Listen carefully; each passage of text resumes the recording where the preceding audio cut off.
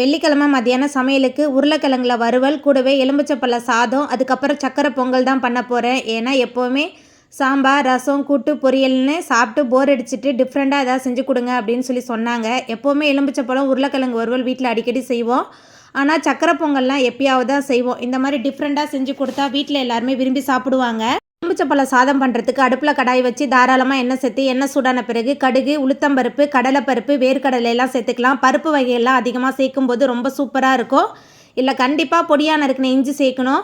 அதுக்கப்புறமா கொஞ்சமாக கருவேப்பிலை, கிள்ளி வச்சுருக்கிற 5 காய்ந்த மிளகாய் சேர்த்துட்டு நல்லா வறுத்தரலாம். நல்லா வறுபட்டு வந்த பிறகு இந்த எண்ணெயிலேயே கொஞ்சமாக மஞ்சத்தூள், இந்த பருப்பு வகைகளுக்கு தேவையான அளவுக்கு உப்பு சேர்த்துட்டு அடுப்பை ஆஃப் பண்ணிவிட்டு 2 பழத்தோட சாறு சேர்த்துருக்கேன். அடுப்பை ஆஃப் பண்ணிட்டு தான் சேர்க்கணும். ஆன்லேயே இருந்தால் கசந்த மாதிரி ஆயிரும். அதுக்கப்புறமா இல்லை வேக வச்சிருந்த சாதம் சேர்த்துக்கலாம். சாதம் வேக வைக்கும் போதே ஒன்றோடு ஒன்று ஒட்டாமல் இருக்கிறதுக்காக எண்ணெய், அதுக்கப்புறமா உப்பு சேர்த்து வேக வச்சுருந்தேன். இந்த எலுமிச்சப்பழ சாறு கலவையில் சேர்த்து சாதத்தை கிளறினா நம்மளோட லெமன் ரைஸ் சூப்பராக ரெடி ஆயிரும். அடுத்த பக்கமாக சக்கரை பொங்கல் பண்ணுறதுக்கு 2 டேபிள் ஸ்பூன் நெய் சேர்த்துருக்கேன். நெய் சூடான பிறகு முந்திரி பருப்பு, திராட்சை 2த்தையும் சேர்த்துட்டு அடுப்பை மிதமான தணலில் வச்சு நல்லா வறுத்தரலாம். எங்கள் வீட்டிலலாம் சக்கரை பொங்கலுக்கு கடலைப்பருப்பு சேர்த்து தான் செய்வோம்.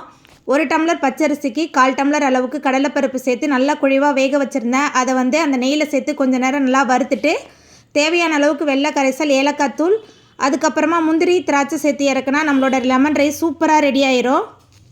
உருளைக்கிழங்கு வறுவல் பண்ணுறதுக்கு அடுப்பில் கடாய் வச்சு எண்ணெய் சேர்த்துருக்கேன். எண்ணெய் சூடான பிறகு நறுக்கி வச்சுருக்க உருளைக்கிழங்கு, உப்பு, அதுக்கப்புறமா காரமான தனி மிளகாய்த்தூள், மஞ்சத்தூள், 1 டேபிள் ஸ்பூன் சோம்புத்தூள் சேர்த்துருக்கேன். கூடவே தாராளமாக கருவேப்பிலை சேர்த்துட்டு நல்லா கலந்துட்டு மொறுன்னு ஆகின பிறகு இறக்குனா நம்மளோட உருளைக்கிழங்கு வறுவலும் ரெடி ஆயிரும்.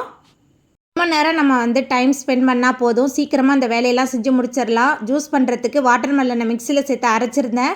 உங்களுக்கு இனிப்பு வேணால் நீங்கள் இனிப்பு சேர்த்துக்கோங்க. இன்றைக்கி நான் இனிப்புலாம் எதுவுமே சேர்க்கல. 10 நிமிஷமாக தண்ணியில் ஊற வச்சுருந்த சப்ஜா சேர்த்து நல்லா கலந்துட்டு பிள்ளைங்களுக்கு ஸ்கூலுக்கும் கொடுத்து விட்டேன். ஈவினிங் குழந்தைங்க குடிக்கிறதுக்கு ஃப்ரிட்ஜ்லேயும் எடுத்து வச்சுருந்தேன். வீடியோ பிடிச்சிருந்தா வீடியோக்கு லைக் கொடுத்துருங்க. நம்மளோட சேனலையும் அப்படியே சப்ஸ்கிரைப் பண்ணிடுங்க.